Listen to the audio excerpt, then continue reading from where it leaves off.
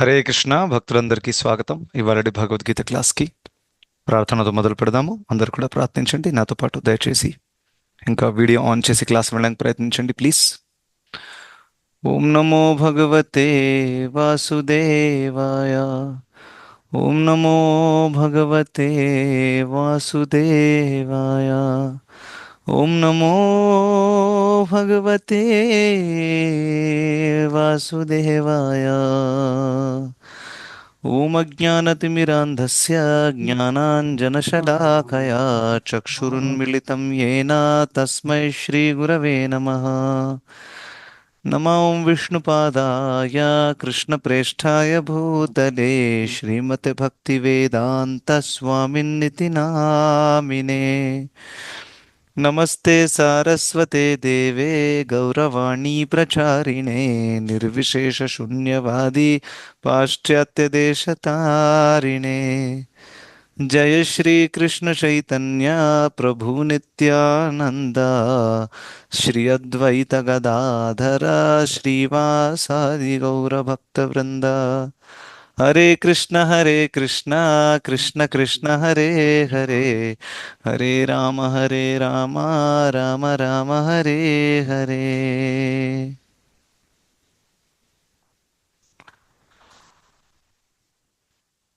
హరే కృష్ణ హరే భక్తులందరికీ కృష్ణ స్వాగతం. ప్రభుజీ.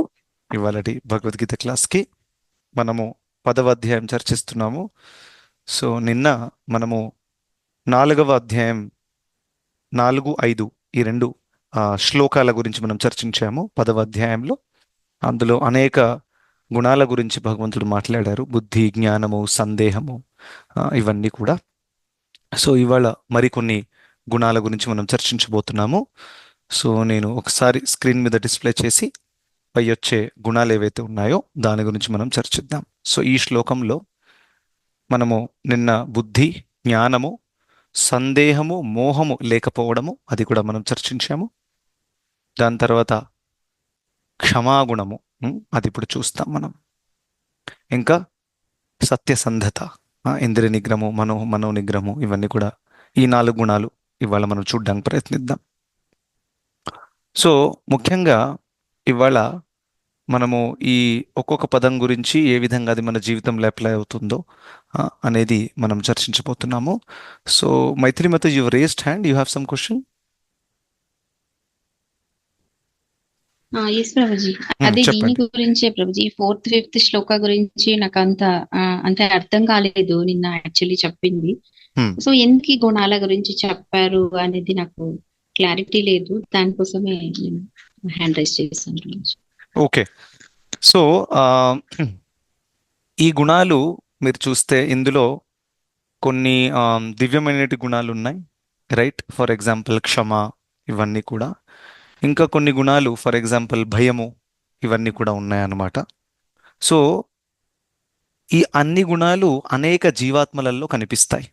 మీరు చూడండి ఈ గుణాల లిస్ట్ ఒకసారి మీరు చూస్తే కొంతమందిలో భయము, ఇంకా ఫర్ ఎగ్జాంపుల్ తపోదానము, ఆ, ఇంకా సుఖం దుఃఖం భవో భావో, భయం చ భయం, క్షమా సత్యం, ఇవన్నీ కూడా అనేక జీవాత్మలలో ఇటువంటి గుణాలు వ్యక్తమవుతాయి అన్నమాట. అయితే ఇక్కడ ఈ అన్ని లిస్ట్ ఎందుకు చెప్పారంటే ఈ ఈ గుణాలు జీవాత్మలలో వ్యక్తమవుతున్నాయి, కానీ వాస్తవానికి ఇవి నా నుండే ఉద్భవించాయి అని చెప్తున్నారు. సో పాయింట్ ఏంటంటే ఈ శ్లోకం నుండి ఇంకా పై వచ్చే కొన్ని శ్లోకాలు మీరు చూస్తే కృష్ణుడు ఎక్కడికి వెళ్తున్నారంటే మెల్లిమెల్లిగా ఇవన్నీ కూడా ఈ భూలోకంలో ఉన్నటువంటి అంతా కూడా నా నుండే ఉద్భవించింది, దీనికి నేనే మూలము అని చెప్పడానికి. ఫర్ ఎగ్జాంపుల్ మీకు తెలుసు చతుశ్లోకి భగవద్గీతలో మొట్టమొదటి శ్లోకం ఏంటి? అహం సర్వస్య ప్రభవో మత్తః సర్వం ప్రవర్తతే, 10.8. సో ఇది 5th వరకు కదా మనం ఇప్పుడు చూసింది.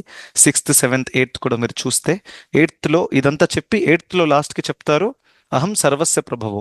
ఒక ముక్కలో చెప్పాలంటే అంతా నా నుండి ఉద్భవించింది. సో ఆ విధంగా ఈ అన్ని గుణాలు ఏవైతే ఉన్నాయో ఇవి భగవంతుడి నుండే ఉద్భవించాయి అనే పాయింట్. ఫర్ ఎగ్జాంపుల్ భయము కూడా ఉంది అందులో. ఇప్పుడు ఎవరైనా అడగొచ్చు, ప్రభుజీ భయము భగవంతుడి నుంచి ఉద్భవించింది అని అంటే భగవంతుడిలో కూడా భయం ఉందా, రైట్ అని ప్రశ్న కూడా రావచ్చు, రైట్? సో ఫర్ ఎగ్జాంపుల్ భగవంతుడు బృందావనంలో లీల చేస్తున్నప్పుడు ఆధ్యాత్మిక జగత్తులో భగవంతుడు కూడా భయము అనే గుణాన్ని వ్యక్తం చేస్తారు. కానీ ఆయన భయం అనేది ఈ భౌతిక జగత్తులో మనం భయపడేటటువంటి భయం కాదు. అది దివ్యమైనటువంటి లీల. ఫర్ ఎగ్జాంపుల్, యశోదమ్మ కృష్ణుణ్ణి ఇలా బెదిరిస్తూ వెంటపడినప్పుడు కృష్ణుడు భయపడినట్టు యాక్టింగ్ చేశారు. కరెక్టా? సో భయము అనే గుణాన్ని కృష్ణుడు వ్యక్తం చేశాడా? చేశాడు. ఎలా చేశాడంటే ఇలా భయపడిపోయి కళ్ళ నుంచి నీళ్ళు వస్తున్నాయి, కాళ్ళు చేతులు వణుకుతున్నాయి, అలా భయపడిపోయాడు అనమాట. సో యశోదమ్మ కూడా అయ్యయ్యో చాలా భయపడిపోయాడు, వద్దు, పర్వాలేదురా, సరే అని తీసుకెళ్ళిపోయింది అనమాట. సో ఆ విధంగా అది దివ్యమైనటువంటి ఒక లీల. కానీ ఇక్కడ జీవాత్మలు మనందరం ఎందుకు భయపడతామో, ఈ భౌతిక శరీరం వల్ల భయం వస్తుంది మనకి. భయం వెనకాల కారణం ఏంటి? అది చెప్పారు భాగవతంలో, భయం ద్వితీయ అభినివేశ సస్యాత్ అని చెప్పారు. సో ఆ విధంగా ఏ గుణాలైనా కనిపించినా కానీ అవన్నీ కూడా భగవంతుడి నుండి ఉద్భవించాయి అని ఇక్కడ చెప్పబడుతుంది. Okay mataji, is it clear? Yes prabhuji. అలాగే సర్వస్య చాహ హృది సన్నివిష్ట అక్కడ కూడా మత్త స్మృతి జ్ఞానం అపోహనంచ చెప్పారు కదా ప్రభుజీ. అక్కడ కూడా అంటే మరుపును నేనే అంటే కొన్ని లక్షణాలు అక్కడ కూడా చెప్పారని అనుకోవచ్చా మనం? ఎస్ ఎస్, డెఫినెట్గా. మనకు ఆ, జ్ఞాపక శక్తి మరియు మరుపు రెండు కూడా కృష్ణుడు ఇస్తారు. మరుపు కూడా చాలా ఇంపార్టెంట్ జీవితంలో. కొన్ని విషయాలు మర్చిపోతేనే చాలా బాగా ఉండగలుగుతాం మనం. సో ఆ మరుపు కూడా భగవంతుడు ఇస్తారు. Yes, correct. అలాగే ప్రభుజీ మరుపు ఎందుకు ఇస్తారు ప్రభుజీ మనకి? అంటే కొన్ని కొన్ని ఇంపార్టెంట్ విషయాలు కూడా ఒక్కొక్కసారి మర్చిపోవడం జరుగుతుంది కదా. అంటే చాలా ఆధ్యాత్మికమైన కూడా అన్ని గుర్తుంచుకోవాలి, మరి అంత మెమొరీ ఇవ్వచ్చు కదా భగవంతుడు ఐ మనకి టెల్ యూ, కొంచెం. Very simple. దీన్ని అర్థం చేసుకోవడం చాలా సింపుల్. మంచి ప్రశ్న బై ద వే. చూడండి, మన కర్మని బట్టి మనకి ఏదైతే రావాల్సిందో అది రావడానికి అక్కడ మరపు అవసరమా, జ్ఞాపకం అవసరమా, అది ఇచ్చేస్తారు భగవంతుడు. సో ఫర్ ఎగ్జాంపుల్, నా కర్మలో కోటీశ్వరుడు అవ్వాలని లేదు. నేను ఒక పెద్ద ఎంట్రన్స్ ఎగ్జామ్ రాస్తున్నాను, ఒకవేళ అది క్రాక్ అయిపోతే నేను కోటీశ్వరుని అవుతాను. ప్రయత్నించాను, ఎగ్జామ్ టైంలోనే సరైన పాయింట్ మర్చిపోయాను. సో ప్రకృతి ఏం చేసింది, ఆ టైంలో నాకు ఆ జ్ఞాపకం రానివ్వకుండా చేసింది. ఎందుకంటే నాలో ఆ భాగ్యం లేదు కాబట్టి. రైట్. ఇంకా అదే క్లాస్ రూమ్లో ఒక వ్యక్తి ఎటువంటి ప్రిపరేషన్ లేకుండా అలాగే వచ్చేసాడు, ట్రై చేద్దాం మనం కూడా ఎంట్రన్స్ ఎగ్జామ్ ఇద్దాంలేండి అని. కానీ ఆ వ్యక్తికి సరైనటువంటి సమయంలో అన్ని కూడా జ్ఞాపకం వచ్చాయి, తను రాసేసాడు, తను కోటీశ్వరుడు అయిపోయాడు. చాలా తక్కువ ఎఫర్ట్లో తను కోటీశ్వరుడు అయిపోయాడు. సో ఆయనకి జ్ఞాపకం రావడము, ఇంకా నాకు ఆ సమయంలో మరపు రావడం అనేది ప్రకృతి నిర్ణయించింది. ఎందుకంటే నా విధిలో అది లేదు కాబట్టి. Okay Mataji, is it clear? So ఆ విధంగా ఉంటుంది. యా. ఎస్ ప్రభుజీ, thank you Prabhuji. Very good. Thank you. Hare Krishna.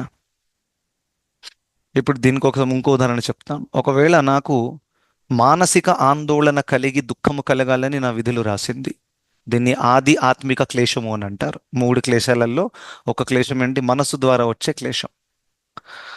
So ఆ దుఃఖము నాకు ఫర్ ఎగ్జాంపుల్ ఒక 4 సంవత్సరాలు ఆ దుఃఖాన్ని నేను అనుభవించాలి అని నా విధులు రాసింది. ఉమ్, మానసికంగా డిప్రెషన్లోకి వెళ్ళిపోవడం, ఇవన్నీ కూడా. అయితే అటువంటి సమయంలో నాకు ప్రకృతి ఆ మరుపునివ్వదు.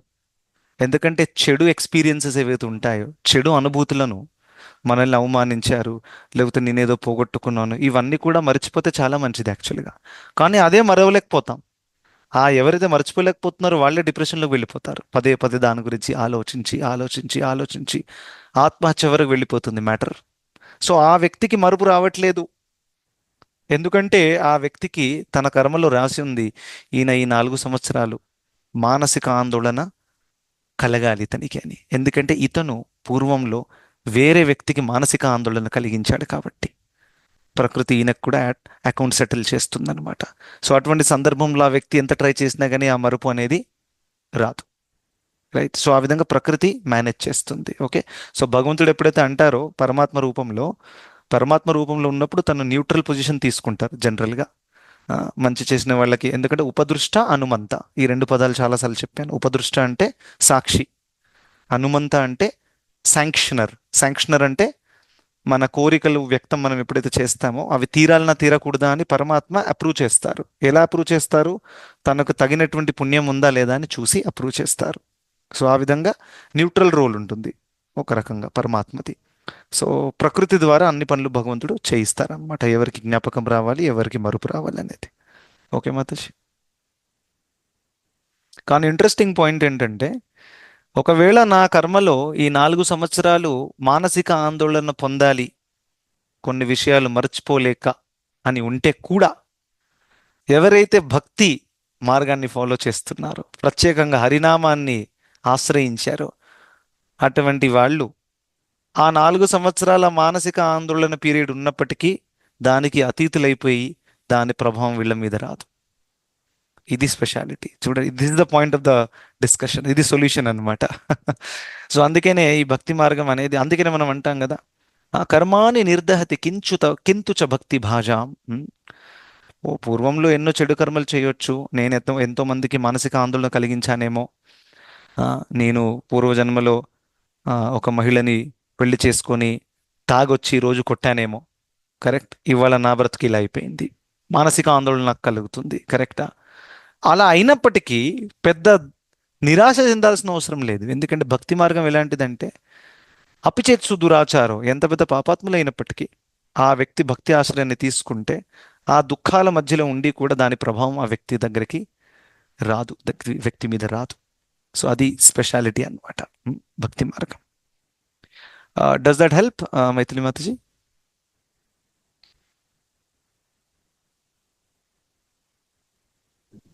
ఎస్ ప్రభుజీ.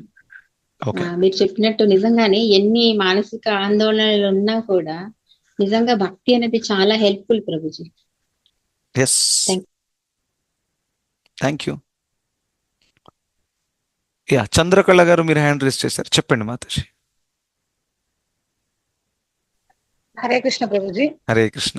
అది మీరు ఇందాక ఆ మరుపు అనేది కానీ భయము కానీ ఇలాంటి భావనలన్నీ కూడాను నా నుంచే వచ్చాయి అని అన్నారు అని చెప్పడం జరిగింది అని అన్నారు కదా. కరెక్ట్. మరి ఇక్కడ మహాభారతంలోన రాయబారం సమయంలోన కృష్ణుడు పెద్దలు ఎంతమంది చెప్పినా దుర్యోధనుడు తన పట్టు విడవడు. ఆడ విడవకుండా ఉండి దుష్ట ఆలోచనలు చేసి నిర్ణయాలు చేసుకునేటువంటి స్థితి కూడా భగవంతుడే ఇచ్చినదే అని, ఆయన నుంచి ప్రేరేపింపబడింది అని అనుకోవాలా? ఓకే, మంచి ప్రశ్న. So thank you Chandrakala garu, మీరు మంచి ప్రశ్న అడిగారు. సో యాక్చువల్గా చూడండి, భగవంతుడు ఇక్కడ ఏం చెప్తున్నారంటే, ఈ గుణాలన్నీ కూడా నా నుండి ఉద్భవించాయి, ఈ గుణాలను నేను అవైలబుల్ చేశాను. ఎవరు ఏ గుణాన్ని ఎంచుకుంటారో అది జీవాత్మ యొక్క స్వేచ్ఛ, రైట్? మీరు ఒక దుకాణానికి వెళ్తే అక్కడ 10 సామాన్లు ఉంటాయి. సో దుకాణంలో ఉండే వ్యక్తి ఏమంటాడు, ఓనరు, ఈ సామాన్లన్నీ నేనే తెచ్చాను అని అంటాడు. కానీ ఎవరు ఏ సామాన్లు తీసుకుంటాననేది దుకాణం వాడు నిర్ణయించడు, ఓనరు. మనం దుకాణానికి వెళ్ళి మనకి ఏది నచ్చుతుందో అది మనం తీసుకుంటాం. అదేవిధంగా ఇక్కడ భయము కానివ్వండి, లేకపోతే దుఃఖము, సుఖము, బుద్ధి, జ్ఞానం, ఇవన్నీ కూడా అనేక గుణాలు ఉన్నాయి. అఫ్ కోర్స్ ఇది కంప్లీట్ లిస్ట్ కాదు. కంప్లీట్ లిస్ట్ అంటే ఇక 1000, 2000, 10,000 వరకు వెళ్తుంది. సో అందుకనే ఇది కొంచెం విచిత్రంగా అనిపించింది. సరే, గుణాలు అయితే చెప్పారు, కానీ ఇవే ఎందుకు చెప్పారు? ఇందులో కొన్ని మిస్సింగ్ అనిపించవచ్చు, కరెక్ట్? సో ఏంటంటే, ఇప్పుడు సందర్భము, అర్జునుడు రణరంగంలో ఉన్నాడు, తనకి భగవద్గీత చెప్పాలి, సమయం చాలా తక్కువ ఉంది. సో కృష్ణుడు కొన్ని విషయాలు సంక్షిప్తంలో చెప్పారు. సో అందుకని ఇక్కడ కొన్ని గుణాల గురించి చెప్పారు. ఇప్పుడు దీని తర్వాత చూడండి, సప్త ఋషులు, మహర్షులు నా నుంచి వచ్చారని చెప్తారు. ఇక్కడ గుణాలు నా నుంచి వచ్చారని చెప్పారు, సప్త ఋషులు నా నుంచి వచ్చారని చెప్పారు. దాని తర్వాత లాస్ట్కి భౌతిక జగత్తులు, ఆధ్యాత్మిక జగత్తులు అన్నీ నా నుంచే వచ్చాయని చెప్తారు. That is the 8th verse. ఈ విధంగా ఆ సిరీస్ కంటిన్యూ అవుతుంది అనమాట. ఎలా అన్నీ కూడా నా నుంచి వచ్చాయి. అందుకనే ఈ లోకంలో మనం ఏదైనా చూసినా కానీ నేను గుర్తుకు రావాలి, అది పాయింట్ అనమాట. Okay, so anyway, coming to the point, ఈ అన్ని గుణాలు ఉన్నప్పటికీ దాన్ని ఎంచుకోవడం అనేది జీవాత్మ యొక్క స్వేచ్ఛ ద్వారా అవుతుంది. ఎందుకంటే అంతా కూడా భగవంతుడికే చెందుతుంది, ఒకటి తప్ప. ఏంటది? మన స్వేచ్ఛ. అది ఎప్పుడు భగవంతుడు తీసుకెళ్లరు. ఓకే మాతాజీ, థ్యాంక్ యూ. ఓకే, ఇంకెవరికైనా ప్రశ్నలు ఉన్నాయా? ఇప్పటిదాకా చర్చించిన దాంట్లో ఇలా అడిగే అవకాశం ఉంది, చర్చించవచ్చు ఎవరికైనా క్లారిటీ కావాలంటే. హరే కృష్ణ ప్రభుజీ, దండోత్ప్రణం. హరే కృష్ణ మాధురి మాతాజీ, దండోత్ప్రణం. ప్రభుజీ, నాకు చిన్న డౌట్. మైథిలి మాత చెప్పారు కదా, మరుపు అన్నది అడిగారు కదా ప్రభుజీ. ఇప్పుడు మేము కూడా చదువుతున్నాం, వింటున్నాము, అది ఉన్నంత సేపే గుర్తుకుంటుంది, మళ్ళీ అప్లికేషన్ చేద్దామంటే గుర్తుకుండట్లేదు ప్రభుజీ. అది కూడా కర్మానుసారమే అంటారా? చూడండి, కర్మానుసారంగా ఏముంటుందంటే మనకు ఒక అందరికీ ఒక సామర్థ్యం ఉంటుంది. ఉమ్, సామర్థ్యం ఏంటి? కొంతమందికి చాలా చాలా తెలివి ఎక్కువగా ఉంటుంది, కొంతమందికి జ్ఞాపక శక్తి చాలా ఎక్కువగా ఉంటుంది. ఇది మనము పుట్టినప్పుడే ఇవి కన్ఫిగర్ చేసి రిలీజ్ చేస్తారనమాట. ఈ వ్యక్తికి ఇంత జ్ఞాపక శక్తి, ఈ వ్యక్తికి ఇంత తెలివి, ఈ వ్యక్తికి ఇంత క్రోధం స్వభావము, ఇవన్నీ సంస్కారాల వల్ల ఇవన్నీ కూడా ఉంటాయి. కానీ ఇంకో విషయం ఏంటంటే ఇది చేంజ్ చెయ్యరాదు అని కూడా కాదు. ఇవన్నీ కూడా కొంత హద్దు వరకు మనం చేంజ్ చేయొచ్చు. ఫర్ ఎగ్జాంపుల్, ఒక వ్యక్తికి క్రోధం స్వభావం ఉంది తన సంస్కారాల వల్ల, ఆ, కానీ తను భక్తి మార్గం ఫాలో చేసి ఆ స్వభావాన్ని అధిగమించవచ్చు. It is possible. అదేవిధంగా జ్ఞాపక శక్తి కొంతమందికి బహుశా కర్మానుసారంగా అంత జ్ఞాపక శక్తి లేదనుకోండి ఫర్ ఎగ్జాంపుల్,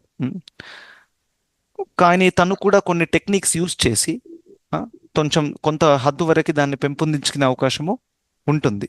కానీ ముఖ్యంగా భక్తి మార్గంలో జ్ఞాపకంలో టెక్నికల్ డీటెయిల్స్ జ్ఞాపకం లేకున్నా పర్వాలేదు, కృష్ణుడు జ్ఞాపకం రావాలి, అది ఇంపార్టెంట్. సో టెక్నికల్ డీటెయిల్స్ అంటే 7th చాప్టర్లో లాస్ట్ సెక్షన్లో ఏముందో ప్రభుజీ 2 నెలల క్రితం చదివాను, ఇప్పుడు మర్చిపోయాను. ఇది అంత పెద్ద ప్రాబ్లం కాదు. మర్చిపోయారంటే మళ్ళీ చదువుకోండి, మళ్ళీ గుర్తుపెట్టుకోండి. కానీ ప్రభుజీ నా జ్ఞాపక ప్రాబ్లం ఎంత ఉందంటే నేను కృష్ణుడే మర్చిపోయాను, లేకపోతే జపం చేయడం మర్చిపోయాను. ఆ హద్దు వరకు వెళ్ళకూడదు. కరెక్ట్. సో ఇది ఓకే మెయిన్ సార్. మనకు గుర్తుండాలి. ఎల్లప్పుడూ కృష్ణుడిని స్మరించడం, అన్ని పరిస్థితులలో కృష్ణుడిని ప్రార్థించడం, జపం చేయడము, భక్తుల సాంగత్యంలో ఉండడం, క్లాసులు వినడం. కొన్ని టెక్నికల్ విషయాలు మనకు గుర్తు లేకపోయినా అది అంత పెద్ద ప్రాబ్లం కాదు. Okay, okay Prabhuji. Thank you. నాకు ఎప్పుడు వచ్చే డౌట్ ఇదే ప్రభుజీ, ఎస్, నో మరుపు ప్రాబ్లం. అనేది. Hare Krishna prabhuji. Hare Krishna, thank you. Yes, Hare Krishna Nagalakshmi prabhuji. Mataji, Hare Krishna, చెప్పండి. దండవత్ ప్రణామ్ దండవత్ ప్రణామ్. ప్రభుజీ. మరి సృష్టికి పూర్వం అందరూ సమానంగానే ఉండాలి కదా ప్రభుజీ. మరి ఒక్కొక్కరికి పరాక్రమము, ఒకళ్ళకి అంటే పుట్టిన తర్వాత సృష్టికి ముందు అందరూ ఎవరు లేరు కదా. మరి సృష్టి జరిగిన తర్వాత అందరికి ఈక్వల్ గా ఎందుకు ఇవ్వలేదు? అంటే మరి అప్పటికి కర్మలు అవన్నీ ఏమి ఉండవు కదా ప్రభుజీ. సృష్టికి పూర్వము అసలు కర్మలు అనేవి ఉండవు కదా, ఎవ్వరికి ఉండలేదు. సృష్టి స్టార్ట్ అయింది, వాళ్ళకి ఈ కర్మ ఉందని ఎలా చెప్తున్నారు అసలు? అంటే కర్మలు ఎలా వస్తున్నాయి అంటే అర్థం కావట్లేదు నాకు అది ఓకే, మా పాయింట్. సో చూడండి, ఇది కొంచెం ఇన్ డెప్త్ క్వశ్చన్.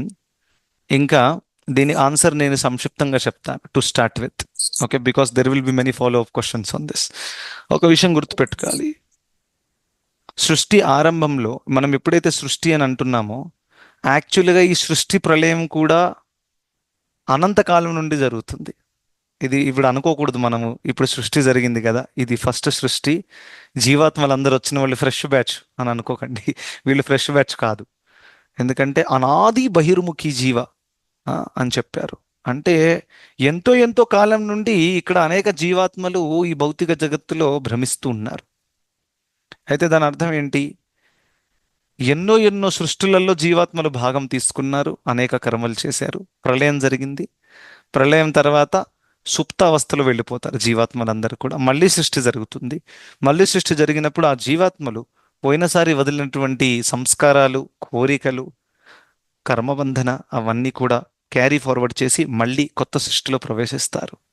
సో ఒక కొత్త సృష్టిలో ఒక జీవాత్మ వస్తుంది అని అంటే అదేదో ఫస్ట్ టైం ఆధ్యాత్మిక జగత్ నుంచి వచ్చింది ఫ్రెష్ బ్యాచ్ అని కాదు. పోయిన అనేక సృష్టిలలో అనేక కార్యాలు చేసి ఈ యొక్క సృష్టిలో ప్రవేశించడం అనేది జరిగింది. That is the first point. Okay, does that help you Mataji? ఈ పాయింట్ క్లియర్ అయిందా మీకు? ఓకే ప్రభుజీ. అంటే నాకు ఎప్పటి నుంచో అది అట్లా ఉండిపోయింది. అది ఎవరిని అడగాలో నాకు అర్థం కాదు.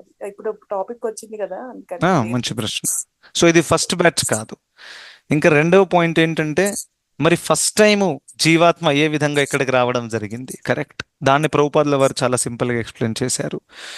స్వేచ్ఛని దుర్వినియోగం చేసుకోవడం అనమాట. దాని అర్థం ఏంటి? మనకి అందరికీ స్వేచ్ఛ ఉంది. ఏంటా స్వేచ్ఛ? మనం భగవంతుడి సేవలో నెలకొని ఉంటామా, లేకపోతే భగవంతుని రిజెక్ట్ చేసి మనమే స్వాముల అవ్వడానికి ప్రయత్నిస్తామా? సో ఆ యొక్క భావం ఏదైతే ఉందో, నేను భగవంతుని రిజెక్ట్ చేసి విముఖ అంటే భగవంతుడి నుంచి రివర్స్గా తిరిగి వెళ్ళిపోవడము, అది ఎవరైతే చేస్తారో అక్కడి నుంచే ఆ వ్యక్తి యొక్క కర్మబంధన స్టార్ట్ అవుతుంది. మీరు ఎందుకంటే రెండు ప్రశ్నలు అడిగారు, ఒకటి ఇది, ఇంకా రెండు ఏంటంటే స్టార్టింగ్ పాయింట్ ఏంటి, ఎక్కడ ఆ కర్మబంధన స్టార్ట్ అయింది, రైట్? అక్కడి నుంచే కర్మబంధన స్టార్ట్ అయింది. ఆ కర్మబంధన స్టార్ట్ అయిన తర్వాత జీవాత్మ ఆ భౌతిక జగత్తులోకి వచ్చిన తర్వాత తాను అనేక కర్మలు చేయడం స్టార్ట్ చేస్తారు. సో ఆ కర్మకి ఇంకో ఫలితం, ఆ ఫలితం అనుభవిస్తున్నప్పుడు మళ్ళీ ఒక కర్మ చేస్తాడు, మరి దానికి ఒక ఇంకో ఫలితం. అర్థమైందా మత? ఈ విధంగా ఒక పెద్ద చైన్ తయారవుతుంది. ఇంకా అందుకనే దీన్ని కర్మ వృక్షము అని కూడా అంటారు. మీరు వృక్షాన్ని చూడండి, ఒక పెద్ద వృక్షాన్ని చూశారనుకోండి, మర్రి చెట్టు లాంటిది, ఎన్నో శాఖలు, ఉపశాఖలు వే అన్ని కనిపిస్తూ ఉంటాయి. ఫస్ట్ ఎక్కడి నుంచి స్టార్ట్ అయింది? ఆ శాఖలు ఇలా ఉన్నాయంటే ఇంత కాంప్లికేటెడ్గా ఉంటాయి.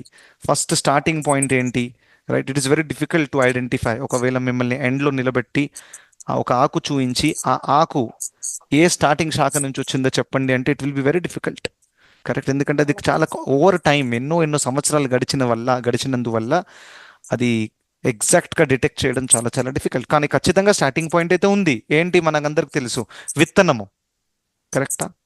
విత్తనం నుంచే స్టార్ట్ అయింది అంతా కూడా. విత్తనం లేదు అని చెప్పరాదు, కానీ విత్తనం చూడడానికి ఇంతే ఉంది, కానీ 100 సంవత్సరాల తర్వాత చూస్తే పెద్ద చెట్టు అయిపోయింది అది.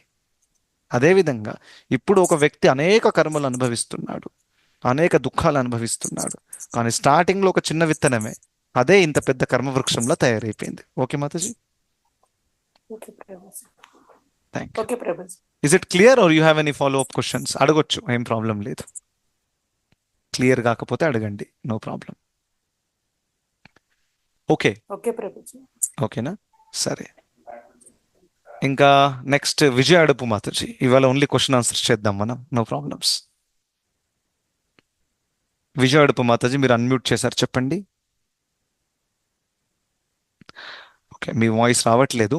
You might have to fix your microphone Mataji. Yeah, Ramya Mataji, మీరు హ్యాండ్ హరే రైస్ కృష్ణ. చేశారు. Now it's visible, audible. Yeah, go head.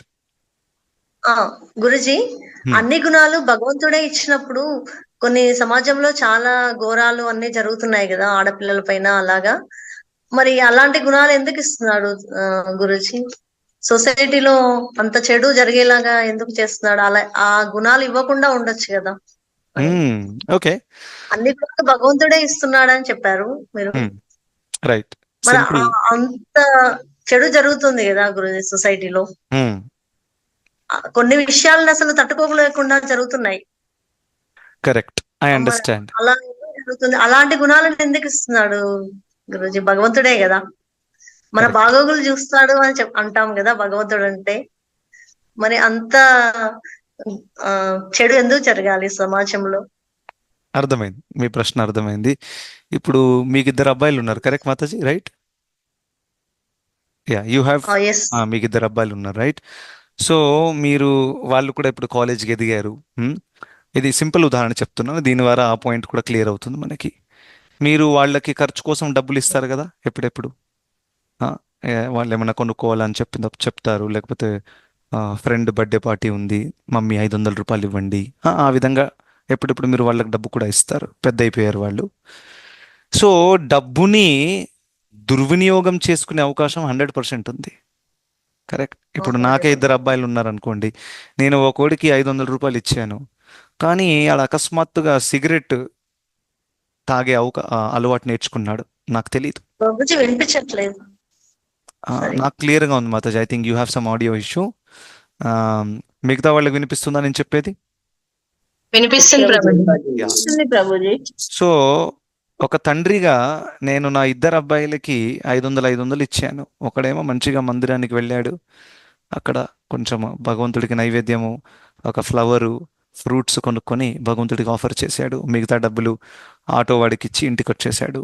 రెండో వాడేమో తను సిగరెటు, ఇంకా పాన్ పరాగు ఇటువంటి అలవాట్లు నేర్చుకున్నాడు, రైట్? సో అది నాకు తెలియదు అలా చేస్తాడని. ఇప్పుడు దీంట్లో తప్పు ఎవరిది ఉంది అనేది పెద్ద ప్రశ్న వస్తుంది ఇక్కడ, కరెక్ట్?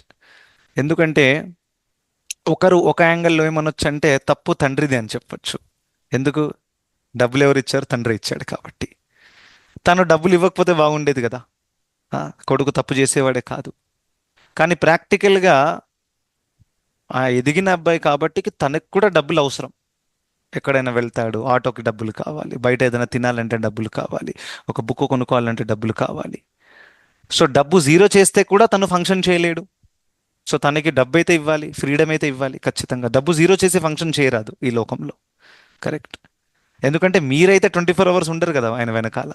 నువ్వు నీకు ఒక్క రూపాయి ఇవ్వనరా, నేను నీతో పాటు ఉంటాను 24 hours, నీకు ఎక్కడ డబ్బు కావాలంటే నేను గూగుల్ పే చేస్తాను. అలా జరుగుతుందా? జరగదు. Some money you have to hand over. కానీ ఆ మనీని తను సద్వినియోగం చేస్తాడా, దుర్వినియోగం చేస్తాడా అనేది మీ కంట్రోల్లో ఉండదు. అది తన స్వేచ్ఛ మీద ఆధారపడి ఉంటుంది. అదేవిధంగా భగవంతుడు అందరి జీవాత్మలకు స్వేచ్ఛ ఇచ్చారు. ఎవరైతే ఆ స్వేచ్ఛని దుర్వినియోగం చేసుకుంటున్నారో అటువంటి వాళ్ళే ఇటువంటి చెడు కర్మలలో పాల్గొంటారనమాట. మర్డర్లు కానివ్వండి, రేపులు కానివ్వండి, ఇదంతా కూడా ఇదేదో భగవంతుడు వాళ్ళని ప్రేరేపించారని కూడా కాదు. భగవంతుడు వాళ్ళకి స్వేచ్ఛనిచ్చారు. ఓకే, నీకు ఈ కోరిక ప్రభుజీ, ఉంది, మరి ఇది వాళ్ళ తీర్చుకోవాలి. కర్మ వల్ల అలా వచ్చిందని అనుకోవచ్చా ప్రభుజీ? మరి అంటే ఎవరికి? ఒకళ్ళు మంచి వాళ్ళుగా ఒకళ్ళు చెడు వాళ్ళుగా వచ్చారంటే ఆలోచన విధానము వాళ్ళ కర్మ మూలానే అలా వచ్చింది. ఆలోచన విధానం ఎలా వస్తుందంటే మాతాజీ, దానికి 3 కారణాలు ఉంటాయి. ఒక వ్యక్తి ఎందుకు ఒక రకంగా ప్రవర్తిస్తాడు అనేది. ఒకటి పూర్వజన్మ సంస్కారాలు, రెండవది ప్రస్తుత జన్మ కుటుంబ పరిస్థితి, ఇంకా ఆ ఎన్వైరన్మెంట్, అప్బ్రింగింగ్ అంటారు కదా. అప్బ్రింగింగ్ని తెలుగులో ఏమంటారు? ఎదగడం. ఏ కుటుంబంలో ఎదగాడో వ్యక్తి పుట్టిన తర్వాత, అది రెండవ. పెంపకం. That is a good word. పెంపకం. ఫస్ట్ నేను చెప్పాను పూర్వజన్మ సంస్కారాలు, సెకండ్ ఈ ప్రస్తుత జన్మ పెంపకం, థర్డ్ ప్రస్తుతం ఈ వ్యక్తి ఎటువంటి వ్యక్తుల యొక్క సాంగత్యం చేస్తున్నాడు. ఈ 3 కారణాల వల్ల ఒక వ్యక్తి ఒక స్వభావం అనేది నిర్ణయింపబడుతుంది. ఈ 3 చాలా ప్రబలం ఏది ఉంటుందంటే పూర్వజన్మ సంస్కారాలు. ఎందుకంటే పూర్వజన్మ సంస్కారాలు అనేక జన్మల నుండి తయారయ్యి ఉన్నాయన్నమాట. అవి చాలా ప్రబలంగా ఉంటాయి. కానీ అట్ ద సేమ్ టైం దాన్ని కూడా అధిగమించే అవకాశం ఉంటుంది. ఎలా? పెంపకం ద్వారా. ఒక వ్యక్తి మంచి కుటుంబంలో పుట్టి అక్కడ మంచి పెంపకం దక్కిందనుకోండి ఫర్ ఎగ్జాంపుల్, సో ఈ పూర్వజన్మ సంస్కారాలు పోయే అవకాశము ఉంటాయి. కరెక్ట్. ఫర్ ఎగ్జాంపుల్, కొంతమంది పూర్వజన్మలో మంచి స్వభావాలు లేవు, మంచి సంస్కారాలు లేవు అనుకోండి ఫర్ ఎగ్జాంపుల్, అయినా కానీ ఈ ప్రస్తుత జన్మలో పుట్టినటువంటి కుటుంబంలో మంచి సంస్కారాలు దక్కాయి, భక్తి దక్కింది. దాని ద్వారా ఏమైంది? ఆ పూర్వజన్మ సంస్కారాలలో ఉన్నప్పటికీ ప్రస్తుత జన్మ సంస్కారాలు దాన్ని ఓవర్ రైడ్ చేసేస్తాయి. స్వభావం అనేది మార్చే అవకాశం 100% ఉంటుంది. ఈ విషయం గుర్తుపెట్టుకోండి. స్వభావం మార్చరాదు. ప్రభుజీ నేను మర్డర్ చేశాను అని అంటే దాని అర్థం ఏంటి? పూర్వజన్మలో ఉండే స్వభావం ఇప్పుడు వచ్చేసింది, నా కర్మలో రాసి ఉంది నేను మర్డర్ చేస్తానని. మర్డర్ చేయడము, రేపు చెబితే కర్మలో రాసి ఉండదు, చేసే వ్యక్తి సైడ్ నుంచి చెప్తున్నాను నేను. కరెక్ట్. తను ఎంచుకున్నటువంటి ఆ యొక్క ఎంపికలు ఏవైతే ఉన్నాయో దాని ద్వారా ఆ వ్యక్తి స్వభావం తయారవుతుంది. రైట్. సో దాని అర్థం ఏంటి? ఇప్పుడు ప్రహ్లాదుడు ఉన్నాడు ఫర్ ఎగ్జాంపుల్. సో తనకు ఎటువంటి పెంపకం దక్కింది? పెంపకం వైజ్ మీరు చూస్తే తనకు మంచి పెంపకం దక్కలేదు. కరెక్ట్. ఎందుకంటే తన తండ్రి ఎల్లప్పుడూ హింసించడానికి ప్రయత్నించాడు. తన తండ్రి ఫోర్స్ చేసి తనను రాక్షసుల స్కూల్కి పంపాడు, షండామరక దగ్గర, రాక్షసత్వం నేర్చుకోవడానికి. సో పెంపకం వైజ్ తనకి మంచి పెంపకం దక్కలేదు. కానీ తన పూర్వజన్మ సంస్కారాలు, ప్రత్యేకంగా భక్తి సంస్కారాలు ఎంత ప్రబలంగా ఉన్నాయంటే ఈ చెడు పెంపకం అతన్ని ఎఫెక్ట్ చేయలేకపోయిందనమాట. సో 2 పాసిబిలిటీస్ కూడా ఉన్నాయి. ఇంకా లాస్ట్కి ఏంటి? ఎటువంటి వ్యక్తుల సాంగత్యం మనం చేస్తున్నాం, అది కదా 100% ఇంపార్టెంట్. ఇప్పుడు రత్నాకరుడు ఉన్నాడు, తను బహుశా పూర్వజన్మలో కూడా చెడు సంస్కారాలు తీసుకొని వచ్చాడు, ఈ జన్మకి పెంపకం కూడా మంచిది కాదు, దొంగతనం చేసే పెంపకంలో ఉన్నాడు. కానీ నారదముని సాంగత్యం చేశాడు, నారదముని ఉపదేశం తీసుకున్నాడు, వాల్మీకిగా మారాడు. సో ఈ స్వభావాలు మార్చేది ఏదైతే ఉందో ప్రక్రియ, ఇది మనం శాస్త్రాల్లో అనేక చోట్లలో చూస్తాం. మంచివాళ్ళు చెడు వాళ్ళుగా మారడం, చెడు వాళ్ళు మంచి వాళ్ళుగా మారడం 2 ఉన్నాయి ఉదాహరణలు. అజామిలుడు ఎంత మంచి స్వభావం కలిగిన వాడు, చిన్నప్పటి నుంచి తండ్రి గారు చెప్పిన మాట విన్నాడు, అన్నీ చేశాడు. కానీ ఒక్క వేశ్య సాంగత్యం ద్వారా తన స్వభావం మళ్ళీ దిగజారిపోయింది పూర్తిగా. సో దిగజార్చడము ఇంకా ఉద్ధరించడం 2 కూడా పాసిబుల్ ఉంటాయి. దాని అర్థం ఏంటి? చెప్పే పాయింట్ ఏంటంటే స్వభావం 100% మార్చొచ్చు. మన కర్మ వల్ల ఒక రెడీమేడ్ డిఫాల్ట్ కన్ఫిగరేషన్ అంటాం కదా, మనం ఫోన్ తీసుకున్నప్పుడు మీకు డిఫాల్ట్ కన్ఫిగరేషన్ వస్తుందా? ఒక వాల్ పేపర్ ఉంటుంది, ఒక రింగ్ టోన్ ఉంటుంది. అది కొనుక్కున్నప్పుడు తయారై వచ్చింది అలాగా. కానీ దాన్ని మార్చవచ్చు కదా, మీరు వాల్పేపర్ మార్చుకోవచ్చు కదా, రింగ్ టోన్ మార్చుకోవచ్చు కదా మీరు. అదేవిధంగా మన స్వభావాన్ని కూడా మనం చేంజ్ చేసే అవకాశం ఉంటుంది. ఇంకా ఆ స్వభావాన్ని చేంజ్ చేసే వ్యక్తి అసలైన హీరో అని కృష్ణుడు భాగవతంలో ఉద్ధవ గీతలో చెప్తున్నారు. స్వభావ విజయ శౌర్యం అని చెప్పారు. ఎవరైతే వారి యొక్క నిమ్నమైన స్వభావాన్ని విజయించగలుగుతున్నారో అది అసలైన శౌర్యం, తను అసలైన హీరో అని చెప్తున్నారు. సో దాని అర్థం ఏంటి? స్వభావాన్ని మార్చొచ్చు. Okay Nagalakshmi Mata, is that clear? Prabhuji thank you ప్రభుజీ. Thank you. దాని అర్థం ఏంటంటే, ఒకవేళ ఒక వ్యక్తి మర్డర్ చేశాడు అనుకోండి, ప్రభుజీ ఇది నాకు కర్మలో రాసి ఉంది, నా స్వభావం అలా ఉంది, అలా కాదు. నువ్వు ప్రస్తుతం సరే మర్డర్ చేసే ప్రవృత్తి ఉందనుకోండి, కానీ ఇప్పుడు ఆ ఎంపికని ఎంచుకోవడం అనేది నువ్వే చేసావు, కరెక్టా? సో ఆ విధంగా ఇప్పుడు నా దగ్గర, ఇప్పుడు నేనే ఉన్నాను, నా దగ్గర ఒక ఇద్దరిని కొట్టే శక్తి ఉంది, కాళ్ళు చేతులు గట్టిగా. దాని అర్థం నేను అందరిని కొట్టను రోడ్డు మీదకి వెళ్ళి, కాదు కదా, అది నిగ్రహిస్తాం కదా మనం, కరెక్టా కాదా? అదే విధంగా నా దగ్గర మర్డర్ చేసే శక్తి ఉంది, దాని అర్థము అవకాశం రాగానే మర్డర్ చేయడమా? కాదు కదా. శక్తి ఉంది కాబట్టి, సామర్థ్యం ఉంది కాబట్టి దాన్ని వ్యక్తం చేయాలని రూల్ ఏం లేదు. రైట్, అక్కడే మనం ఆత్మ నిగ్రహం నేర్చుకోవాలి. Is it okay Mataji? Okay Prabhuji. Thank you. Hare Hare Krishna. Krishna. Yes, I think who was asking the question previously? దాంట్లో మీరు నాగలక్ష్మి గారు చెప్పారు, దానికంటే ముందు ఎవరు అడిగారు ప్రశ్న? మాతాజీ ప్రభుజీ. సో విజయ మాతాజీ, సో పాయింట్ ఏంటంటే, జీవాత్మ స్వేచ్ఛని భగవంతుడు ఎప్పుడు కూడా తీసుకోరు. ఒకవేళ జీవాత్మ స్వేచ్ఛ పోతే జీవితానికి అర్థం ఉండదు. ఒప్పుకుంటారా? దాని అర్థం ఏంటి? ఇక్కడ ఉండే వాళ్ళందరూ కూడా రోబోట్ లాంటి వాళ్ళు. భగవంతుడు బటన్ నొక్కుతున్నారు అక్కడ, బటన్ నొక్కగానే నేను ఇడ్లీ తిన్నాను, బటన్ నొక్కగానే మీరేమో వడ తిన్నారు. ఆ విధంగా అయిపోతుంది. దానికి ఎటువంటి మీనింగే ఉండదు. ఎక్కడైతే స్వేచ్ఛ ఉండదో అటువంటి జీవితానికి మీనింగ్ ఉండదు. సో అందుకనే భగవంతుడు స్వేచ్ఛనిచ్చారు. ఇంకా రెండో విషయం ఏంటంటే, మనం సర్ప్రైజ్ అవ్వకూడదు. ఈ మర్డర్లు రేపులు ఎందుకు జరుగుతున్నాయి, భగవంతుడు ఆపొచ్చు కదా అని. కరెక్టా? ఇటువంటి ప్రశ్న చాలా మంది అడుగుతుంటారు. ఇంత జరుగుతున్నప్పటికీ ఎందుకు ఆపట్లేదు? ఉం? ఇంకా ఆ తిరుపతి ఇష్యూ కూడా జరుగుతుంది, అందులో కూడా అంటున్నారు చాలా మంది, ఎందుకు భగవంతుడు ఆపలేదు? ఆయన మందిరంలోనే ఇంత పెద్ద ఇష్యూ జరిగింది, ఆ, తిరుపతి లడ్డు ఇష్యూ, ఎందుకు ఆపలేదు? రైట్, చూడండి, ఒక విషయం మర్చిపోకూడదు మనం. అందుకనే శాస్త్రాలు చక్కగా చదవడం ఇంపార్టెంట్. అప్పుడు మనకి క్లారిటీ వస్తుంది, సరైన దృష్టితో చూస్తామన్నమాట. ఈ భౌతిక జగత్తు దేనికోసం తయారు చేశారు? ఈ ఫస్ట్ ప్రశ్నకి జవాబు మనకు రావాలి, దాని తర్వాత అన్ని క్లారిఫై అవుతాయి. ఎవరైతే ఎటువంటి పనులు చేయాలనుకుంటారో అటువంటి వాళ్ళ కోసమే భౌతిక జగత్తు తయారు చేశారు. ఇది ఎలా అంటే, ఒక జైల్లోకి నేను అకస్మాత్తుగా ప్రవేశించాను, నేను ఏదో దొంగతనం చేసి జైలుకి వెళ్ళాను అనుకోండి. జైల్లో చూస్తే వాడేమో ఆ పాపం చేస్తున్నాడు, వీడేమో వీడితో గొడవ చేస్తున్నాడు, ఎన్నెన్నో పాపాలు జైల్లో కూడా జరుగుతున్నాయి. ప్రభుజీ ఇక్కడ ఏంటండి అందరు ఇలా ఉన్నారు, అందరూ క్రిమినల్స్ లాగానే ఉన్నారు. ఒకడేమో మర్డర్ చేశాడంట, ఒకడేమో రేప్ చేశాడంట, ఒకడేమో దొంగతనం చేశాడంట, ఒకడేమో తన భార్యను చంపేశాడంట. ఇటువంటి వాళ్ళు ఉన్నారేంటి? ఆ ఎందుకు ఇలా ఉంది, జైలు ఎందుకు ఇలా ఉంది అనే ప్రశ్న అడిగినప్పుడు ఆ ప్రశ్న వెనకాల ఒక ఇంపార్టెంట్ పాయింట్ మిస్ అవుతుంది. జైలు ఉద్దేశం ఏంటి? ఈ మర్డర్లు రేపులు చేసిన వాళ్ళు, పాపాలు చేసిన వాళ్ళని జైల్లో పెడతారు. అటువంటి ప్లేస్కి వెళ్ళి ఇక్కడ పాపాలు ఎందుకు చేస్తున్నారు అని అడగడం అనేది it is not a very valid question. ఎందుకంటే అటువంటి వాళ్ళ కోసమే జైలు తయారు చేయబడింది. కరెక్ట్. అదేవిధంగా ఈ భౌతిక జగత్తు కూడా జైలు లాంటిది. దాని అర్థం ఏంటి? అనేక జీవాత్మలు, పుణ్యకర్మలు, పాపకర్మలు. అఫ్ కోర్స్ జైల్లో పుణ్యకర్మలు చేసేవాళ్ళు ఉండరు, కానీ భౌతిక జగత్తులో పుణ్యకర్మలు, పాపకర్మలు ఇద్దరు చేసేవాళ్ళు ఉంటారు. ఇంకా రెండు కూడా బంధిస్తాయి మనల్ని. కరెక్ట్. సో దాని అర్థం ఏంటి? ఇక్కడ అందరు జీవాత్మలు వారి వారి కర్మలు అనుభవిస్తున్నారు. సో ఇక్కడ ఒక వ్యక్తి ఒక రకంగా ప్రవర్తించారు, ఒక వ్యక్తిని చంపేశారు, రేప్ చేశారు. ఇది ఆశ్చర్యకరమైన విషయం కాదు.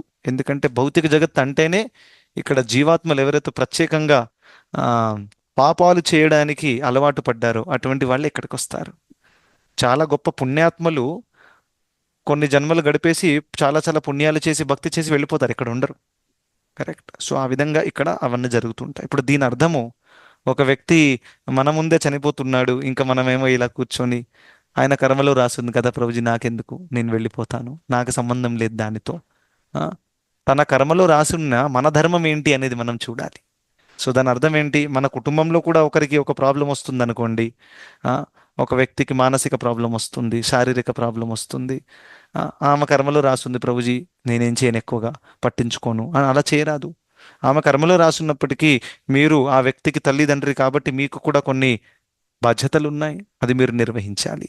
సో ఆ విధంగా సమాజం పట్ల కూడా మనకి బాధ్యత ఉంది. సమాజంలో ఇప్పుడు ఇలాంటి విషయాలు జరిగినప్పుడు మన స్థాయిలో మనకు తగినటువంటి చర్యలు మనం తీసుకోవచ్చు. ఫర్ ఎగ్జాంపుల్ సింపుల్ ఉదాహరణ చెప్పి, ఇప్పుడు మీ ఇస్కాన్ సంస్థ ఫోకస్ యూత్ మీద కూడా చాలా ఉంది. మేము కాలేజెస్కి వెళ్ళి ఇలాంటి మంత్ర మెడిటేషన్ కోర్సెస్ ఇవన్నీ చేస్తూ ఉంటాం. ఏదో ఒక రకంగా ప్రయత్నిస్తున్నాం. ఎందుకంటే యూత్ మారితే ఫ్యూచర్ మారుతుంది. It's very important principle. Correct. So ఈ ఈ కాలంలో యూత్ ఎవరైతే ఉన్నారో, యువకులు అనేక వ్యసనాలకు లోనవుతున్నారు. గర్ల్ ఫ్రెండ్, బాయ్ ఫ్రెండ్ అని పిచ్చి పిచ్చి వేషాలు వేస్తున్నారు. సో ఇవన్నీ కూడా పాపకర్మల నుండి కాపాడాలంటే ఎవరు కాపాడతారు? ఆ స్కూల్లో ఏమైనా సిలబస్ ఉందా చెప్పడానికి? ఏమీ లేదు. సో అటువంటి సందర్భంలో మన శక్తిలో మన చేతిలో ఏముంది, అది మనం ఖచ్చితంగా ప్రయత్నించవచ్చు. రైట్. సో ఇప్పుడు నా తరపున నేను రీసెంట్గా సిబిఐటికి వెళ్ళాను, పుల్లారెడ్డి మెమోరియల్ స్కూల్కి వెళ్ళాను. ఆ విధంగా అనేక కాలేజెస్కి మధ్య మధ్యలో వెళ్తూ ఉంటాను. అక్కడ వెళ్ళి యూత్కి కూడా చెప్పడం. ఇక్కడైతే మనం అందరం గృహస్థులు ఉన్నారు, అక్కడ యూత్కి చెప్తే స్టూడెంట్స్కి ఇలా వ్యసనాలకు లోనవ్వకూడదు, ఇలా అనవసరమైన స్త్రీ పురుష ఆకర్షణకి గురవ్వకూడదు, ఇలాంటి మంచి విషయాలు చెప్తే వాళ్ళ జీవితంలో ఒక మార్పు వచ్చే అవకాశం కూడా ఉంటుంది. కానీ మనం 100% ఈ లోకాన్ని మార్చరాదు. ఇంకా రెండవ పాయింట్ ఏంటంటే, మనం ఏ యుగంలో ఉన్నాం అది కూడా మర్చిపోకూడదు. భౌతిక జగత్ అంటేనే పెద్ద ప్రాబ్లమాటిక్ జగత్తు. దాంట్లో మనం ఉన్నది టాప్ మోస్ట్ కలియుగంలో ఉన్నాం మనం. సో కలియుగంలో సొంత తండ్రి కొడుకును చంపడము, కొడుకు తండ్రిని చంపడము, ఇవన్నీ కూడా ముందు ఎప్పుడు వినలేదు ఎక్కువగా. కానీ ఇటువంటి కొత్త కొత్త విషయాలు కూడా అన్నీ కూడా వస్తున్నాయి అన్నమాట. సో యుగ ప్రభావము, ఇంకా కలియుగంలో భౌతిక శక్తి ప్రభావము, ఇంకా జీవాత్మ తన స్వేచ్ఛని దుర్వినియోగం చేసుకోవడం, ఇవన్నింటి కారణాల వల్ల కంబైన్డ్ ఎఫెక్ట్ ఇలా జరుగుతుంది లోకంలో. ఇస్ ఇట్ క్లియర్ విజయడుపు మాతాజీ? ఎస్ ఎస్ గురుజీ. ఓకేనా? సో దీనికి రెండు రెస్పాన్సెస్ ఉంటాయి. ఒక రెస్పాన్స్ ఏంటంటే, ప్రభుజీ ఏది మన చేతిలో లేదు కదా, ఇక పోనివ్వండి, ఆ, అలా. అది కూడా కాదు. బెస్ట్ రెస్పాన్స్ ఏంటంటే, అఫ్ కోర్స్ కంప్లీట్గా మన చేతిలో లేదు, కానీ మన శక్తి ఉపయోగించి ఎంతవరకైతే మనం ఎఫెక్ట్ తీసుకురాగలుగుతామో అంత కనీసం ప్రయత్నించాలి. ఫస్ట్ ఎఫెక్ట్ మన జీవితంలో మనం తీసుకురావాలి. అది చాలా చాలా ఇంపార్టెంట్. దాని తర్వాత ఆటోమేటిక్గా మిగతా వాళ్ళకి కూడా మనం ఈ ఎఫెక్ట్ని ప్రసాదించవచ్చు. Okay, thank you. Okay, one last question. Ramya మాతాజీ హ్యాండ్ రేస్ చేశారు, చెప్పండి మాతాజీ. హరే కృష్ణ ప్రభుజీ. హరే కృష్ణ.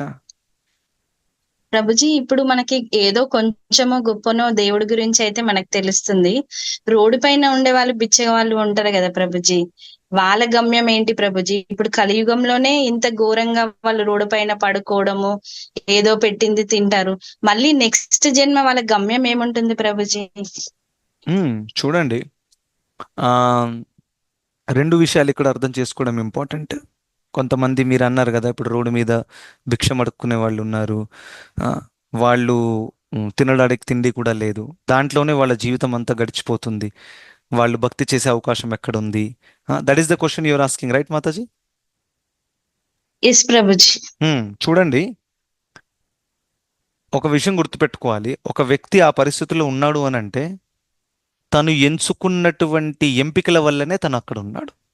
ఈ విషయం చాలా చాలా క్లియర్గా ఉండాలి. ఫర్ ఎగ్జాంపుల్, ఒక వ్యక్తి అడిగారు అనమాట, ప్రభుజీ ఇప్పుడు భక్తి మార్గము చాలా ఇంపార్టెంటు, భౌతిక జగత్తు చాలా డేంజరస్, సో ఎలాగో అలాగా భక్తి చేసి భగవద్ధామానికి వెళ్ళిపోవాలి. కానీ ఆఫ్రికాలో అడవిలో చాలామంది ఉంటున్నారు, వాళ్ళకి భక్తి అంటే తెలియదు, భగవంతుడు అంటే తెలియదు, ఏమీ తెలియదు. మరి వాళ్ళకెందుకు భగవంతుడు ఆ ఫెసిలిటీ ఇవ్వలేదు? భక్తి చేయడానికి భగవంతుడికి అందరి పిల్లలే కదా భగవంతుడిది, ఆఫ్రికాలో పుట్టినా కానివ్వండి, ఇండియాలో పుట్టినా కానివ్వండి. సో ఎవరైతే కంటిన్యూస్గా బ్యాక్ టు బ్యాక్ భగవంతుని రిజెక్ట్ చేశారో, నాకు వద్దు, నాకు వద్దు, నాకు వద్దు, అయితే భగవంతుడు స్వేచ్ఛని ఇది చేస్తారా, ఓవర్ రైడ్ చేస్తారా? సరే సరే, నీకు నేను లేనటువంటి జీవితం కావాలంటే అటువంటి ప్రదేశంలో నువ్వు జన్మమెత్తుతావు. ఎందుకంటే నేను ప్రతిసారి వచ్చినప్పుడు నీకు డిస్టర్బెన్స్ అవుతుంది. సో ఎవరైతే భగవంతుని కంటిన్యూస్గా రిజెక్ట్ చేశారో అటువంటి వాళ్ళకి ప్రస్తుతం ఆ జన్మలో భగవత్ రహితమైనటువంటి జీవితం దక్కే అవకాశం ఉంటుంది. సో అటువంటి సందర్భంలో ఆ యొక్క రకమైనటువంటి కుటుంబంలో జన్మించడం కానివ్వండి. భారతదేశంలో ఉండి కూడా ఒక ఫర్ ఎగ్జాంపుల్ ఒక కుటుంబంలో జన్మించారు, వాళ్ళందరూ నాస్తికులు ఫర్ ఎగ్జాంపుల్. సో అటువంటి వాళ్ళ కుటుంబంలో ఉండి కూడా తనకి ఎటువంటి భగవత్ జ్ఞానము ఇది అవ్వదు, రైట్?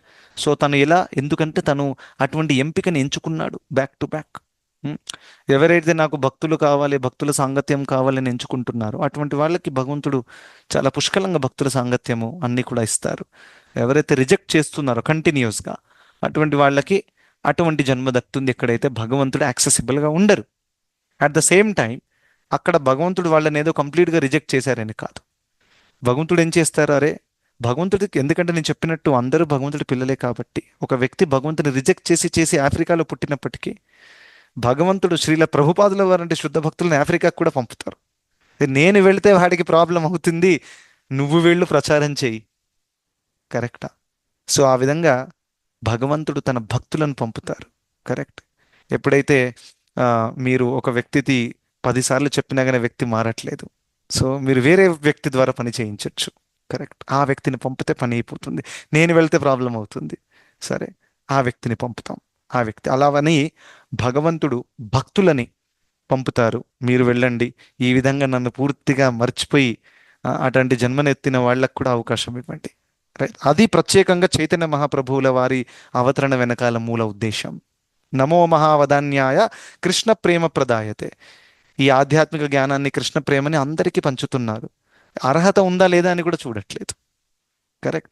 రోడ్డు మీద ఎవరో పాపం చేసేవాడు అన్నారు, చైతన్య మహాప్రభు ఏం చేశారు, నగర సంకీర్తన స్టార్ట్ చేశారు 500 సంవత్సరాల క్రితం. నగర సంకీర్తన చేస్తుంటే ఈ హరినామం ఆ పాపాత్ముడి చెవుల్లో కూడా వెళ్తుంది, తను అక్కడే శుద్ధీకరణ స్టార్ట్ అయిపోయింది. సో దాని అర్థం ఏంటి, భగవంతుడు కూడా భగవంతుడిలాగా కాకుండా భక్తుడి వేషం వేసుకొని రావాల్సి వచ్చింది ఇటువంటి వాళ్ళని ఉద్ధరించడానికి. అదే చైతన్య మహాప్రభు. చైతన్య మహాప్రభు కృష్ణుడే స్వయంగా, కానీ భక్తుడు వేషం వేసుకున్నారు. భక్తావతారం భక్తాఖ్యం, భక్తావతారం తీసుకొని వచ్చారు. నేను భగవంతుడిలాగా వస్తే సర్వధర్మాన్ పరిత్యజ్య మామేకం శరణం అంటే రావట్లేదు, నేనెందుకు శరణం తీసుకోవాలంటున్నారు. ఎందుకు, కృష్ణుడు వస్తే సరెండర్ అడుగుతారు. అర్జునుడు కూడా అడిగారు 18.66లో భగవద్గీత. అది అందరికి నచ్చదు, నేనెందుకు శరణాగతి తీసుకోవాలంటున్నారు. అందుకే నేను నా వేషం మార్చేసి సన్యాసిలాగా వచ్చాను, ఒక భక్తుడిలాగా. ఈ అవతారంలో ఎటువంటి సరెండర్ అడగట్లేదు కృష్ణుడు, 2 చేతులు జోడించి హరే కృష్ణ అనండి అని వేడుకుంటున్నారు. చైతన్య మహాప్రభుల వారు, నిత్యానంద ప్రభు, కృష్ణ బలరాములే వీళ్ళు కలియుగ అవతారాలు. వీళ్ళొచ్చి ప్రతి ఇంటికి వెళ్ళేవాళ్ళు, ప్రతి ఊరికి వెళ్ళేవారు. డోర్ నాక్ చేసి హరే కృష్ణ జపించండి, హరే కృష్ణ జపించండి. నిత్యానంద ప్రభు, హరిదాస్ ఠాకూర్, వీళ్ళందరూ కూడా చైతన్య మహాప్రభుల వారి పార్షదులు. వీళ్ళు తిరుగుతున్నారు అటు ఇటు. ప్రభురా ఆజ్ఞాయ భాయి మాగి భిక్షా, బోలో కృష్ణ భజో కృష్ణ కరో కృష్ణ శిక్ష అని చెప్పారు. ఇది అనేక భజనలు ఉన్నాయి. ప్రభురా ఆజ్ఞ, చైతన్య మహాప్రభులు వారు ఆజ్ఞాపించారు, వెళ్ళి అందరికీ చెప్పండి, హరే కృష్ణ జపించండి, హరినామం జపించండి, మిమ్మల్ని మీరు ఉద్ధరించుకోండి. అయితే ఆ సందర్భంలో చాలా మంది నిర్లక్ష్యం కూడా చేశారు.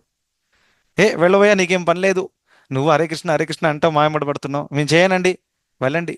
అటువంటి వాళ్ళకి ఇంకా 2 సార్లు చేతులు జోడించి రిక్వెస్ట్ చేయండి, ప్లీజ్ అలా అనకండి, ప్లీజ్ హరే కృష్ణ చెప్పండి. నిత్యానంద ప్రభుల వారైతే కరుణావతారం. ఎవరైనా హరే కృష్ణ జపించండి అని చెప్పిన తర్వాత కూడా వాళ్ళు జపించకపోతే నిత్యానంద ప్రభుల వారు నేల మీద కింద పడి బొర్లేవారు. దయచేసి చెప్పండి, ఒక్కసారి హరే కృష్ణ చెప్పినా కానీ మీ పాపాలన్నీ పోతాయి. ఇప్పుడు మీరు చెప్పలేదనుకోండి, మీరు నరకానికి వెళ్తారు, ప్లీజ్ చెప్పండి. అటువంటి కరుణావతారం భగవంతుడు. సో 2 యాంగిల్స్ ఇంపార్టెంట్ అర్థం చేసుకోవడం. ఒకటేంటంటే కర్మ సిద్ధాంతం ప్రకారం ఆ వ్యక్తికి అటువంటి జన్మ దక్కింది, కరెక్ట్. ఎప్పుడెప్పుడు మనం చూడండి, పిల్లల్ని హాస్టల్కి పంపుతాం కదా, ఆ పిల్లోడు చక్కగా మాట వినట్లేదు, గాలి అయిపోతున్నాడు, అటువంటి వాళ్ళని జనరల్గా హాస్టల్కి పంపిస్తాం మనం. అక్కడికి వెళ్తే డిసిప్లిన్, కానీ నిజంగానే ఆనందంగా పంపుతామా మనం? పంపం. తల్లికి మనసులో బాధ ఉంటుంది, కరెక్టా? సో ఆ విధంగా తన యోగక్షేమాలను ఆల్దో హాస్టల్కి పంపినా కానీ తన అన్ని యోగక్షేమాలు తల్లి చూసుకుంటుంది, రిమోట్గా ఉండి కూడా. తనకు మంచి ఉండే రూమ్ ఉండాలి, మంచి తినడానికి తిండి ఉండాలి, తగినటువంటి డబ్బులు ఉండాలి, ఇవన్నీ కూడా చూసుకుంటుంది. అదేవిధంగా కర్మని బట్టి ఒక జీవాత్మకి ఒక జన్మ దక్కొచ్చు. కానీ కృష్ణుడు అల్టిమేట్లీ తండ్రి తల్లి అంతా ఆయనే కాబట్టి తన హృదయంలో కూడా కరుణాభావం ఉంటుంది. అరే ఎలాగో అలాగా ఈ వ్యక్తిని ఇక్కడి నుంచి కాపాడాలి. సో అందుకనే తన భక్తులను అటు ఇటు పంపి ప్రచారం చేయించి వాళ్ళని భక్తులు తీసుకురావడానికి ప్రయత్నిస్తారు. సో ఈ కరుణ సైడ్ కూడా చూడాలి. కేవలం కర్మ సిద్ధాంతం చూస్తే భగవంతుడు చాలా స్ట్రిక్ట్ ఉన్నాడు, కరుణ లేనివాడు అని ఫీలింగ్ వస్తుంది. కానీ కరుణ సైడ్ కూడా చూడండి. ఇంతటి కలియుగంలో మనం ఉన్నాం. యాక్చువల్గా మనకు అర్థం అవ్వట్లేదు, చాలా భయంకరమైన కలియుగంలో ఉన్నాం. అయినా కానీ రోజు భగవద్గీత చర్చించే అవకాశం అంటే అసలు ఇది వింటేనే ఆశ్చర్యపోతారు. నిజంగా చెప్తున్నాను, it is not a joke. ఇలా రోజు భగవద్గీత చదవడము, వారానికి ఒకసారి సత్సాంగత్యం చేయడము, హరికథ రోజు జపం చేయడం, ఇది కలియుగంలో it is not at all possible. అంత భయంకరమైనటువంటి యుగం కలియుగం. కానీ ఇప్పుడు కూడా చేయగలుగుతున్నాము అని అంటే చైతన్య మహాప్రభుల వారు, కృష్ణుడే స్వయంగా భక్తావతారం తీసుకొని మనల్ని అందరినీ, మనం ఎప్పుడైతే భగవంతుని మర్చిపోయామో వాళ్ళు మమ్మల్ని గుర్తు చేసి ఈ భక్తియుత సేవలో నియుక్తం చేశారు. సో అదేవిధంగా ఈ అవకాశం అందరికీ ఉంది. ఓకే, రమ్యమాతాజీ, ఇస్ దట్ క్లియర్? సో ఆ భిక్షం అడుక్కునేవాడు కూడా చూడండి, నేను ఒకసారి రాధేశ్యామ్ ప్రభుతో కారులో వెళ్తున్నాను, అక్కడ సిగ్నల్లో ఆపినప్పుడు భిక్షవాడు వచ్చి ఇలా డోర్లో నాక్ చేశారు. సో రాధేశ్యామ్ ప్రభు ఏం చేశారు, ప్రసాదం తీశారు, మంచిగా కడుపు నిండా వాళ్ళకి పెట్టారు, చేతులు తీసుకోండి తీసుకునేటప్పుడు హరే కృష్ణ చెప్తేనే ఇస్తానని అన్నారు. అలా హరే కృష్ణ అని అన్నారు. అప్పుడు వాళ్ళు చేతులు ప్రసాదం ఇచ్చేశారు. సో ఇక్కడ ఏం జరిగింది, తను నానా చెడు కర్మలు చేశాడు కాబట్టి తను భిక్షవాడిలో జన్మం ఎత్తాడు. That is very clear. ఓకేనా? సో అలా జన్మం ఎత్తిన తర్వాతటికి ఈ విధంగా భగవద్భక్తుడి యొక్క సాంగత్యం దక్కడం అంటే ఒక్క క్షణం కోసమే దక్కింది. కారులో కూర్చొని ఉన్నారు ఒక పెద్ద బ్రహ్మచారి, తన చేతి నుండి ప్రసాదం వచ్చింది. ఆ యొక్క ఇన్సిడెంట్ సందర్భం కూడా చాలు ఆ భిక్షవాడి జీవితం మారడానికి. తను భగవద్ధామానికి వెళ్ళి ఒక్క లవమాత్రేన అని చెప్పారు. సాధుసంగ సర్వశాస్త్ర కహే లవమాత్ర సాధుసంగ సర్వసిద్ధి హోయ్ అని చెప్పి, లవమాత్రము ఒక్క క్షణం కోసం కూడా సాధు సాంగత్యం దక్కితే సర్వసిద్ధి, తన జన్మమే మారిపోతుంది. రత్నాకరుడు దొంగతనం చేస్తున్నాడు కంటిన్యూస్గా, ఒక్క క్షణం కోసం నారదముని యొక్క సాంగత్యం దక్కింది, వాల్మీకి అయిపోయాడు. మృగారి కూడా వేటగాడు, పశువులను చంపుతున్నాడు, నారదముని సాంగత్యం దక్కింది, తన జీవితం కూడా మారిపోయింది. అదేవిధంగా భిక్షమడుక్కునేవాడు కానివ్వండి, ఎవరో రేప్ చేసి జైలుకి వెళ్ళిపోయాడు, ఎవరో మర్డర్ చేసి జైలుకి, అందరి జీవితం మారచ్చు. కానీ వాళ్ళు కొంచెం ఇంట్రెస్ట్ చూపించాలి. సరే, ఇక్కడ ఒక భగవంతుడి మీద ఇంట్రెస్ట్ లేకపోయినా ఒక భక్తుడి పట్ల శరణాగతి ఉన్నా చాలు, తను ఉద్ధరింపబడతాడు. ఓకే రమ్యమాతాజీ, ఇస్ దట్ క్లియర్? ఎస్ ప్రభుజీ, థ్యాంక్ యూ ప్రభుజీ. Thank you. హరే కృష్ణ. ఇప్పుడు విరామం తీసుకోవాలండి. ఇట్స్ 9:20. మిగతా వాళ్ళు రేపటి క్లాస్లో మళ్ళీ మనం కావాలంటే క్వశ్చన్ ఆన్సర్స్ చేసుకుందాం. ఓకేనా? అన్ని క్వశ్చన్స్ క్లియర్ అయిన తర్వాతే మనం ముందుకెళ్దాం. Thank you.